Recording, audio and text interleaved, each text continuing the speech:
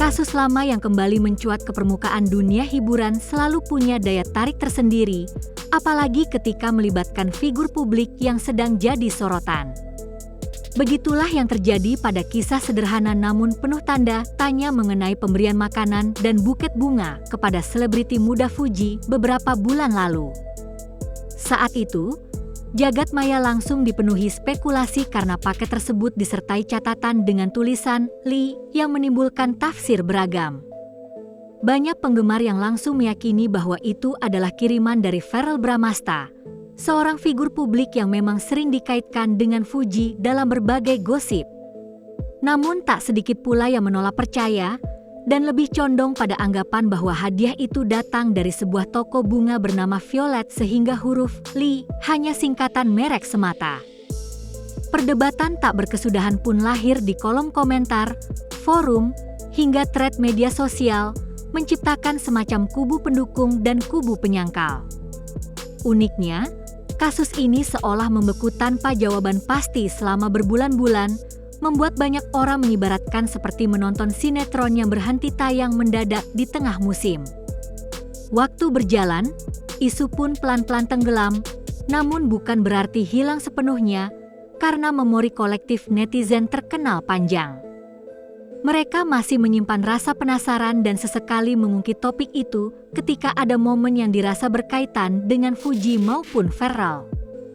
Fakta bahwa gosip sederhana semacam ini bisa bertahan hingga 5 bulan menunjukkan betapa kuatnya daya tarik misteri dalam dunia hiburan dan bagaimana detail kecil, bahkan hanya selembar catatan singkat, dapat menciptakan cerita besar yang memicu imajinasi publik. Hal ini juga membuktikan bahwa dalam era digital, sebuah clue sekecil apapun bisa berkembang menjadi bahan spekulasi tanpa batas. Untuk penonton maupun pembaca, kisah ini memberi pelajaran bahwa kesabaran netizen dalam menunggu jawaban bisa jadi lebih panjang daripada durasi sinetron itu sendiri. Dan dalam dunia hiburan, kebenaran terkadang memilih untuk datang terlambat.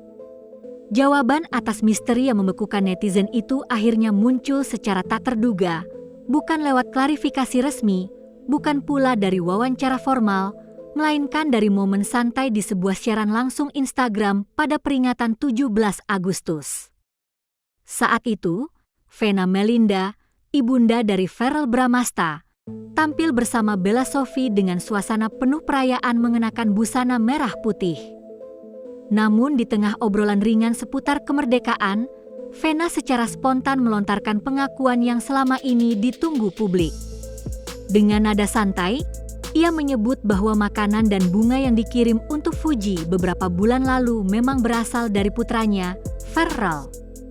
Ucapan sederhana itu seketika meledakkan ruang komentar, seolah netizen baru saja menemukan potongan puzzle terakhir yang hilang. Reaksi spontan Bella Sophie yang tersenyum dan manggut-manggut seakan mengkonfirmasi bahwa itu bukan sekadar slip of the tongue, melainkan pernyataan nyata. Yang membuat peristiwa ini semakin menarik adalah konteks waktunya. Bayangkan, 5 bulan publik menunggu kepastian, lalu kebenaran datang begitu saja dalam obrolan santai tanpa agenda khusus. Ini seolah membuktikan bahwa dalam dunia hiburan, rahasia tidak selalu terungkap melalui konferensi pers atau berita eksklusif, melainkan bisa muncul kapan saja di tempat yang tak terduga. Fenomena ini juga menggambarkan bagaimana tokoh publik seringkali lupa bahwa ucapan spontan mereka bisa menjadi headline dalam hitungan detik. Netizen pun langsung mengutip, menyebarkan, dan mendiskusikan ulang momen itu di berbagai platform, memperkuat kesan bahwa kebenaran dalam gosip kadang bukan hanya soal apa yang diucapkan, melainkan kapan dan bagaimana ucapan itu keluar. Dari sisi publik, pengakuan Vena menegaskan bahwa keraguan dan perdebatan panjang akhirnya menemukan jawaban resmi, sekaligus mengingatkan kita bahwa dalam era digital, momen paling kecil sekalipun bisa menjadi sejarah baru. Pengakuan santai Vena Melinda di tengah live Instagram pada perayaan 17 Agustus langsung memicu reaksi berantai di dunia maya. Hanya butuh hitungan menit setelah potongan siaran itu tersebar, kolom komentar di berbagai platform media sosial dipenuhi beragam tanggapan dari netizen yang selama ini sudah menunggu jawaban. Sebagian besar menertawakan betapa lamanya gosip sederhana ini akhirnya menemukan titik terang. Bahkan ada yang menulis, udah dicicil 5 bulan, baru lunas gosipnya sekarang. Komentar semacam ini viral karena menyentuh rasa humor kolektif masyarakat yang memang gemar mengolah gosip jadi bahan candaan. Tak sedikit pula yang menegaskan, tuh kan, asli dari Mas Dewan, bukan violet-violetan. Dengan kata lain, kelompok yang sejak awal yakin bahwa Ferrell adalah pengirim bunga dan makanan merasa mendapat kemenangan moral. Namun di sisi lain, mereka yang dulu bersikeras bahwa itu sekadar nama toko bunga pun ikut meramaikan perdebatan ulang, meski kali ini dengan nada lebih banyak bercanda ketimbang serius. Reaksi yang terbelah namun tetap penuh gelak tawa inilah yang membuat gosip semakin kuat, karena diskusi yang panjang ternyata bisa terus hidup jika ada bumbu humor. Menariknya, fenomena ini juga menunjukkan bagaimana masyarakat digital menjadikan gosip bukan hanya sebagai konsumsi informasi, tetapi juga sebagai ajang hiburan kolektif. Dengan satu pengakuan singkat, ruang maya kembali gaduh, memperlihatkan betapa besar daya tarik interaksi publik ketika menyangkut figur-figur populer. Dari sisi pembelajaran, publik bisa melihat bahwa humor seringkali menjadi perekat yang membuat isu lama tetap segar, dan dalam dunia hiburan, tawa netizen bisa sama pentingnya dengan kebenaran itu sendiri. Jika ditarik mundur ke awal, yang membuat kasus pemberian bunga dan makanan ini menjadi panjang bukan hanya soal siapa pengirimnya, tetapi detail kecil berupa tulisan "Li" pada kartu ucapan. Detail ini, meskipun sederhana, telah menyalakan perdebatan besar. Sebagian orang menganggap Li adalah kependekan dari Lovely atau bahkan tanda tangan pribadi, sementara yang lain meyakini itu murni inisial toko bunga bernama Violet. Fakta bahwa publik rela memperdebatkan dua huruf selama berbulan-bulan menunjukkan bagaimana hal sepele bisa menjadi pemicu diskusi luas. Dalam dunia hiburan, detail seperti ini kerap membentuk narasi lebih besar karena netizen punya kebiasaan membaca tanda-tanda kecil dan menyusunnya menjadi teori panjang. Tak jarang pula clue sederhana justru lebih memancing rasa penasaran ketimbang pengumuman resmi. Ketika akhirnya Vena Melinda mengonfirmasi bahwa itu memang kiriman dari Ferrell, detail Li otomatis mendapat makna baru, bukan lagi sekadar huruf samar, tetapi bagian dari rangkaian kisah yang lebih besar. Bagi publik, ini adalah bukti bahwa gosip seringkali lahir dari kemampuan kolektif membaca simbol.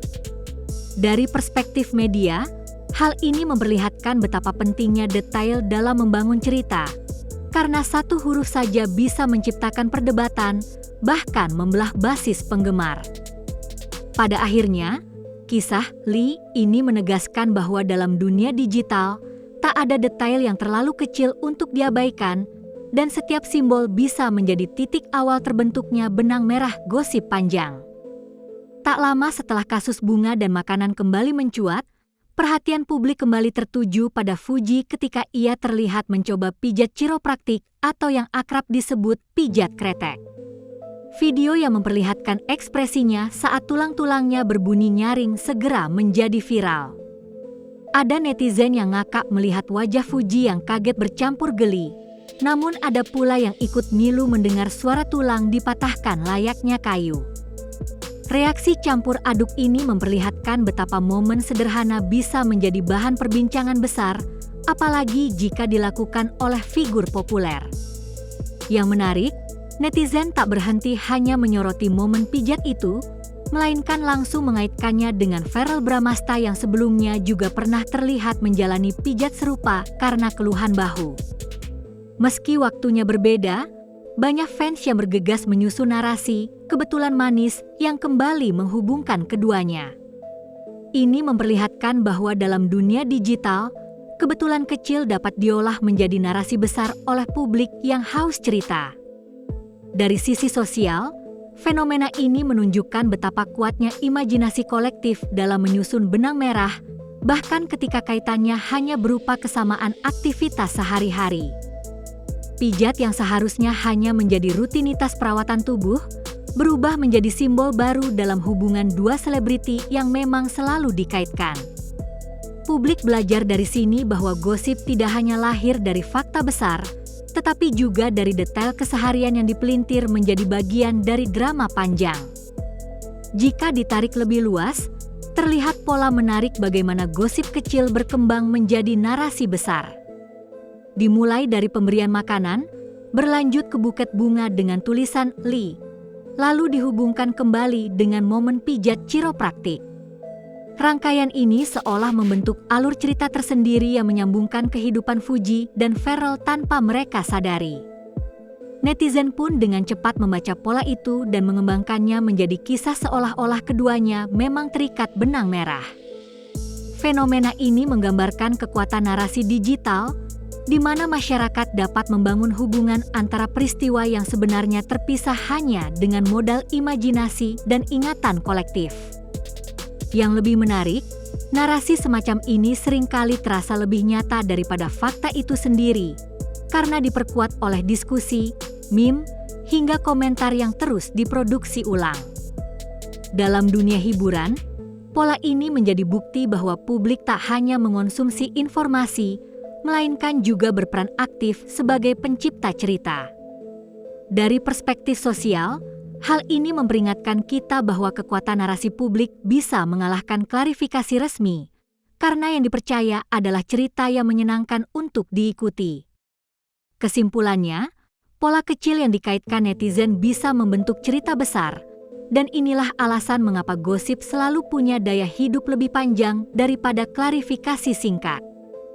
Seiring berjalannya waktu, publik semakin terbelah dalam menanggapi hubungan antara Fuji dan Ferrell. Di satu sisi, ada kelompok yang yakin bahwa semua kebetulan, dari bunga, makanan, hingga pijat chiropraktik, adalah bukti nyata adanya hubungan khusus. Di sisi lain, ada kelompok yang menganggap semuanya sekadar cocok logi belaka, hasil dari imajinasi netizen yang terlalu jauh menarik benang merah. Perdebatan ini justru membuat gosip semakin ramai, karena setiap argumen melahirkan argumen baru, memperpanjang diskusi yang seolah tak ada ujungnya.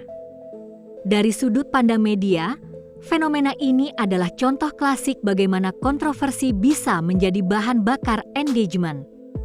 Selama ada dua kubu yang berdebat, percakapan akan terus hidup, dan gosip akan semakin sulit padam. Netizen yang pro merasa punya bukti kuat dengan adanya pengakuan Vena, sementara netizen yang kontra menekankan bahwa pengakuan itu tidak otomatis membuktikan adanya hubungan khusus. Keduanya sama-sama berpegang pada interpretasi masing-masing, dan itulah yang membuat isu ini terus bergulir. Pelajaran yang bisa dipetik adalah bahwa dalam dunia hiburan, perbedaan pandangan justru menjadi alasan mengapa sebuah gosip bisa bertahan lama, karena perdebatan publik adalah energi yang menjaga api isu tetap menyala. Fenomena ini tentu tak luput dari radar media hiburan.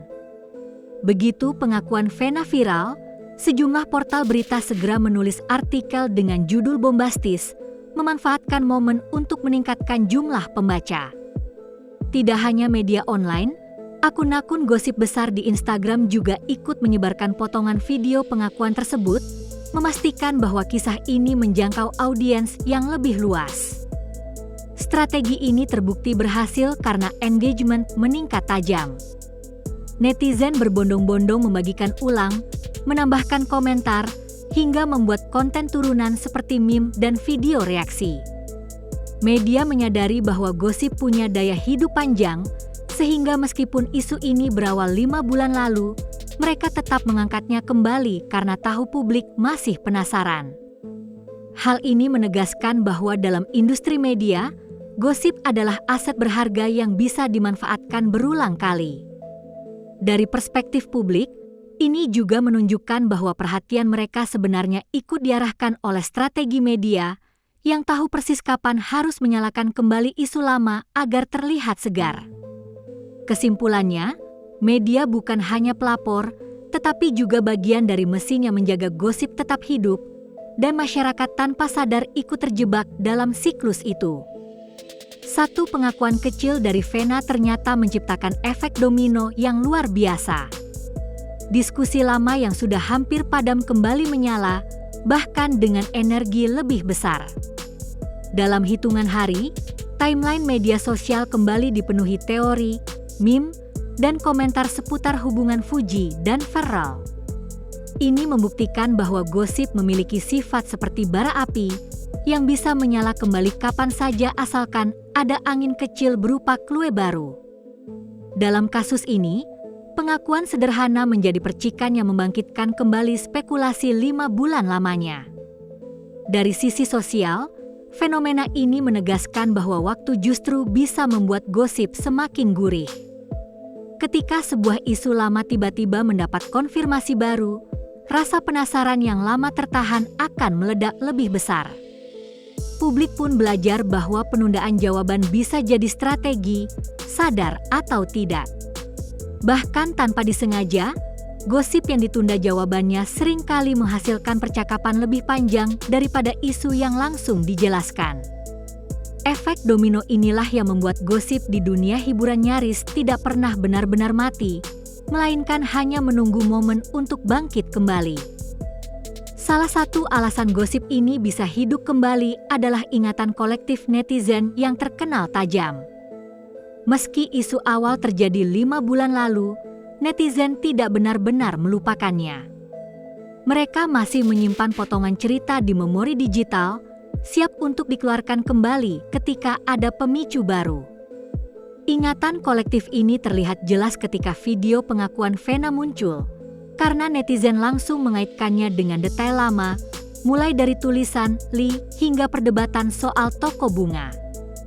Dalam era digital, jejak informasi memang abadi, dan publik bisa dengan mudah mengakses ulang isu lama hanya dengan mengetik kata kunci di mesin pencari atau menggali arsip media sosial.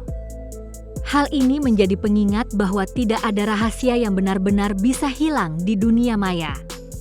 Dari perspektif figur publik, situasi ini adalah peringatan bahwa setiap tindakan atau clue kecil akan selalu direkam dan bisa digunakan kembali di masa depan. Bagi publik, ingatan kolektif adalah bukti bahwa gosip bukan hanya konsumsi sesaat, melainkan bagian dari sejarah kecil yang bisa dihidupkan kapan saja.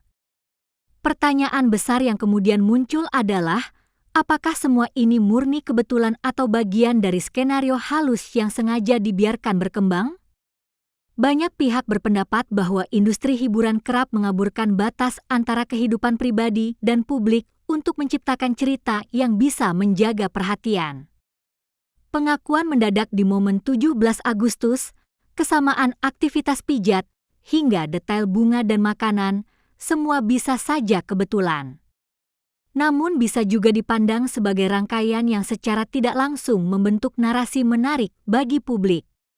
Bagi media, isu semacam ini adalah emas karena mampu menghasilkan engagement tinggi tanpa perlu biaya besar. Bagi figur publik, meski kadang melelahkan, gosip juga memberi sorotan yang memperkuat eksistensi mereka.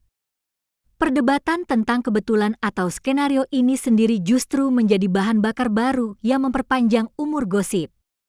Dari sini, masyarakat bisa belajar bahwa pertanyaan seringkali lebih kuat daripada jawaban, karena rasa penasaran yang tidak terjawab akan terus menghidupkan diskusi.